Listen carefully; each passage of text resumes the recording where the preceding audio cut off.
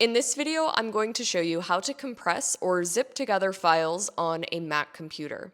You're going to start by opening up your Finder and going to the files that you want to compress. I'm going to start with these brochure files.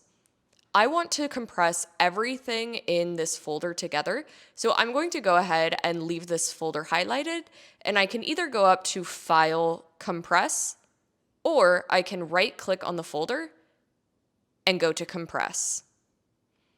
Once I do this, it's going to create a new zip folder. And to unzip a file, you just have to double click it and that folder will open up. And you can see that it contains all of the files that we originally zipped. I'm going to do another example with photos. So let's say that I have a folder of photos, but I only want to zip together a few of the files. So for this, I'm going to select cat, I'm going to hold down Command, and I'm going to select dog and select horse. These are the only three files that I want together in a zip file.